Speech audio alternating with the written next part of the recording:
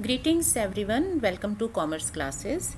और आज हम एक और क्वेश्चन ले रहे हैं regarding the change in depreciation. जैसे चेंज होता है ना डेप्रिसिएशन में, रेट है, मेथड है। आप रेट भी चेंज कर सकते हो, मेथड भी चेंज कर सकते हो। Now we are studying this change along with a part of partial sale, क्योंकि आपके क्वेश्चंस इसी तरह से आने वाले हैं। सिंपल क्वेश्चन मत एक्सपेक्ट करना। आपका सिंपल क्वेश्चंस आप 11th में करके आए हैं, वो नहीं करने हैं हमें। ठीक है, तो हमें जो उसमें जो एडजस्टमेंट्स थी, जैसे पार्शियल सेल हो गई, एक्सचेंज ऑफ एसेट हो गया, और सेल ऑफ एसेट की जगह आ गया disposal of asset due to fire, loss of asset. So इसके साथ चेंज को हमें इनकॉर्पोरेट करना है। सो क्वेश्चन आपका जो नॉर्मल क्वेश्चन है उस तरह से चल रहा है, और बीच में एक पॉइंट आ जाएगा जब आपको डेप्रिसिएशन में चेंज कर देना है, उसकी पॉलिसी बदल जाती है। सो पार्शियल सेल हम लोगों ने पहले भी स्टडी किया हुआ है ना, तो उसी के अंदर हमें ये चेंज को भी लेके आना है, इनकॉर्पोरेट करेंगे। Okay, now before we start this question, partial sale के केस में क्या होता है कि आप एक पर्टिकुलर एसेट के किसी पार्ट की सेल कर रहे हो। मे बी हमें दे दिया 1/3 of the asset is sold और 1/4 of the asset is sold, या फिर हमें जो एसेट सेल हो रही है उसका कॉस्ट बता दिया, उसकी वैल्यू बता दी। ठीक है, तो पार्शियल सेल में क्योंकि एक पर्टिकुलर एसेट है जिसका एक पार्ट सेल हो रही है और एक पार्ट हमारे पास बच गया, अनसोल्ड हमारे पास है ना, तो यहाँ हमें एसेट को स्प्लिट करना होता है। I am just giving you a brief information की जो हमने पहले किया था। हम एसेट की स्प्लिटिंग कर देते हैं, a part which is sold and a part which is left. अब ये स्प्लिटिंग किस तरह से करनी है? स्प्लिटिंग हम या तो ओरिजिनल कॉस्ट पे जाके करते हैं, अगर हमें शुरू से प्रॉब्लम दे रखी है, मतलब इनिशियल कॉस्ट है, बिगनिंग से प्रॉब्लम बता रखी है कि इस डेट से ये परचेज हुई और उसके बाद इतने टाइम बाद सेल हुई, तो आप बिगनिंग से स्प्लिटिंग कर देते हो, वहीं से ही कैलकुलेशन अलग करके चलते हो। दूसरा क्या है कि हमें बीच में कहीं वैल्यू दी है, ठीक है, और वहाँ पर स्प्लिटिंग करनी है। So we'll have to take corresponding figures. आपको बस स्प्लिटिंग के टाइम पे ध्यान ये रखना है कि ये ना हो कि आप बैलेंस तो ले लो 2019 का, ठीक है, और स्प्लिट करने के लिए जो कॉस्ट है या जो वैल्यू है वो उठा लो आप 16 की वैल्यू 19 के साथ प्लस माइनस कंपेयर नहीं हो सकती है। सो वैल्यूज़ कंपेरेबल होती हैं जब वो सेम डेट को होती है। तो अगर हम इस डेट की स्प्लिटिंग कर रहे हैं तो इस डेट पर ही हमें सारी वैल्यूज़ चाहिए होंगी।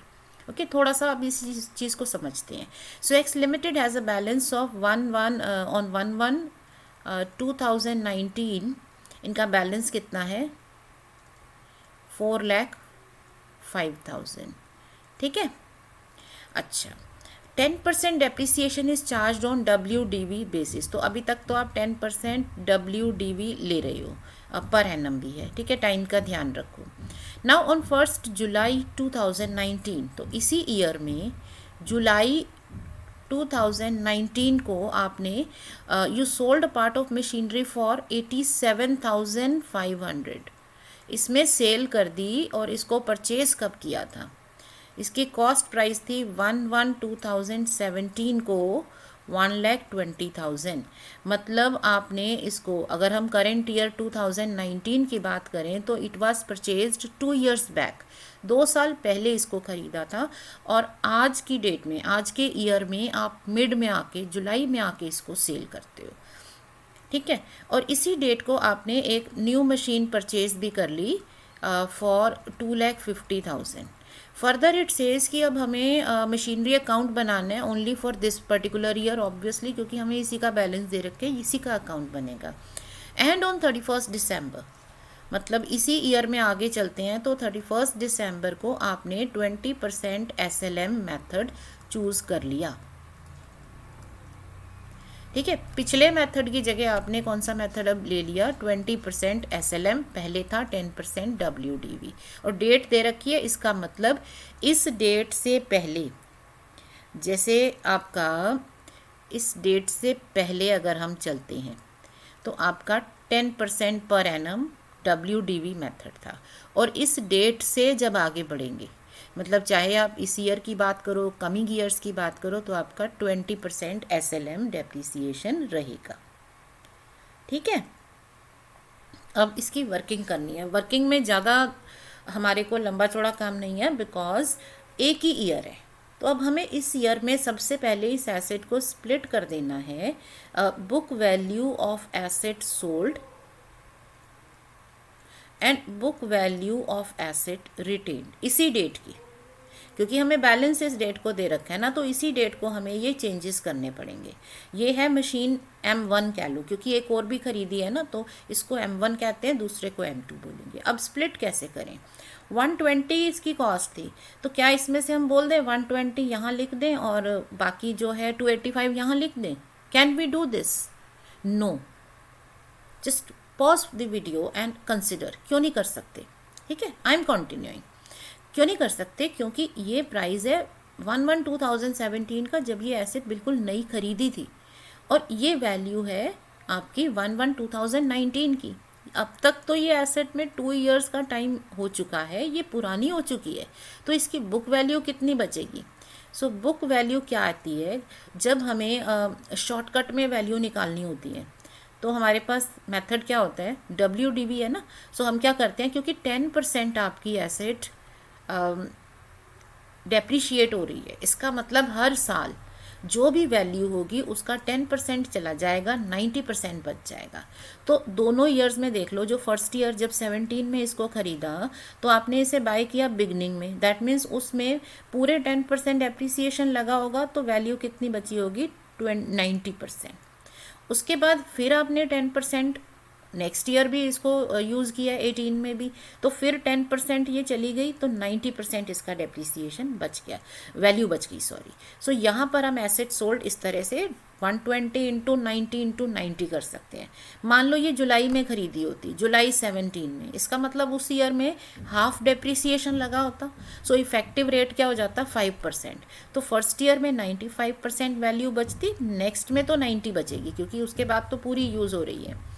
सो या तो आप इसे डायरेक्ट ऐसे शॉर्टकट में वैल्यू निकाल लो, नहीं तो हमारे पास मेथड है 1/1/2017, इसका डेप्रिसिएशन लगाओ 10% पर एनम, ठीक है ना। अब फिर लंबी कैलकुलेशन होगी, टाइम लगेगा, so it is up to us. अब फिर से डेप्रिसिएशन सेकेंड ईयर का, ये आ गई वैल्यू 2018 की, अब 10% फिर से इसका लगा दो डेप्रिसिएशन, 10,800, ठीक है। सो 97,200 ये बुक वैल्यू आ गई, ठीक है। कितनी वैल्यू आ गई? 97,200। ओके, तो कितनी रिटेन हो गई हमारी? अगर 4,05,000 में से इतनी एसेट हमारी सेल हुई है इस बुक वैल्यू की, तो रिटेन्ड कितनी है वो हम कैलकुलेट कर सकते हैं माइनस करके। ये टोटल है ना, इसमें से एक पार्ट ये है, तो बाकी मतलब माइनस कर दो,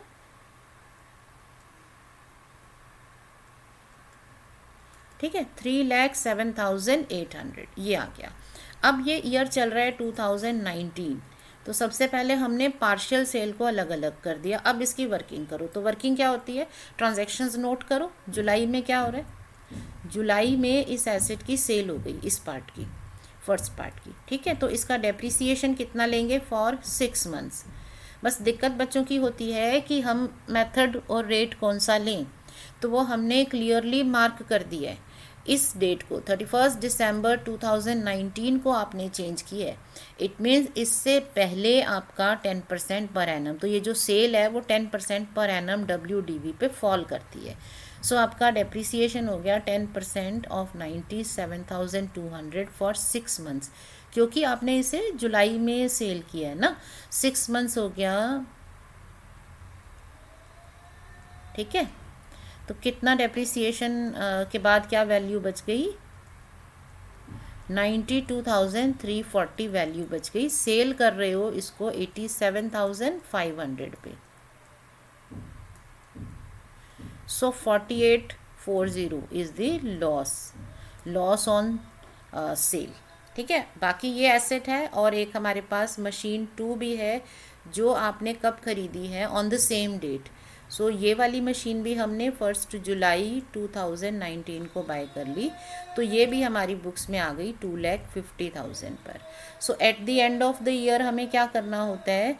जो एसेट्स हमारे पास हैं उन पे डेप्रिसिएशन चार्ज करते हैं। सो इस एसेट का डेप्रिसिएशन और इसका डेप्रिसिएशन, मशीन 1 के पार्ट का और 2 का, पर चेंज आ चुका है। चेंज क्या है? 20% SLM। तो कितना डेप्रिसिएशन होगा? जो न्यू मशीन है उसमें तो सोचना ही नहीं, क्योंकि इसमें पीछे तो कुछ है ही नहीं ना, तो इस पर तो सीधे 20% पर एनम फॉर 6 मंथ्स, ठीक है ना।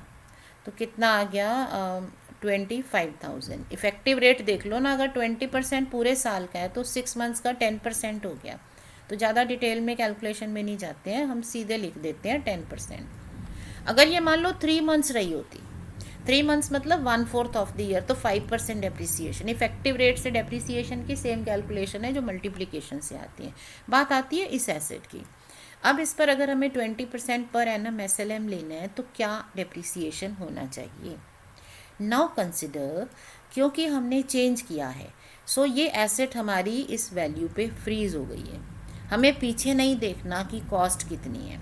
ऑल दो स्ट्रेट लाइन मेथड क्या कहते हैं, स्ट्रेट लाइन मेथड कहता है कि 20% ऑन दी ओरिजिनल कॉस्ट। ये तो स्ट्रेट लाइन मेथड की डेफिनेशन है ना कि कॉस्ट पे अप्लाई होता है। पर चेंज ऑफ मेथड में क्या है, वैल्यू फ्रीज हो जाती है। I am saying this again and again in every question. हमें नहीं देखना पीछे क्या कॉस्ट थी, क्या डेप्रिसिएशंस थे, we are to take this value. यहाँ ये फ्रोजन है, इस पे ये वैल्यू आ गई, पीछे का भूल जाओ। From this time onwards this is the revised cost. इसी को ही आपको कंसिडर करना है, चाहे आप SLM लो, चाहे आप WDV लो, ये मेथड है। सो 20% ऑन दिस, ठीक है। कितना आ जाएगा इसका डेप्रिसिएशन,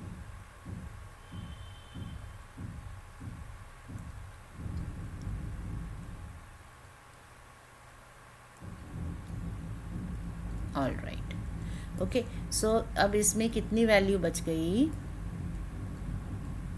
2,46,240। सो हमारे लिए मशीनरी अकाउंट बनाना तो कोई दिक्कत है ही नहीं। कोई भी अकाउंट बनाना हो, जब हमारे पास वैल्यू सारी आ गई हैं, सो अकाउंट में क्या प्रॉब्लम होगी, है ना। सो क्या करेंगे, अब हम बैलेंस से स्टार्ट किया, 1/1/2019, ठीक है, 4,05,000। अब क्या हुआ, 1 जुलाई को एसेट के एक पार्ट की सेल हो गई, उसका डेप्रिसिएशन, उसकी सेल कैश अकाउंट या बैंक अकाउंट 87,500, और उसका loss on sale of asset account 4840। ये 3 वर्किंग होती है ना सेल पे। अब सेम डेट को, क्योंकि हमने एक और एसेट भी खरीद ली है, सो बैंक अकाउंट 2,50,000। अब क्या करना है, एंड में आके हमें डेप्रिसिएशन चार्ज करना है, कैलेंडर ईयर है, ओके।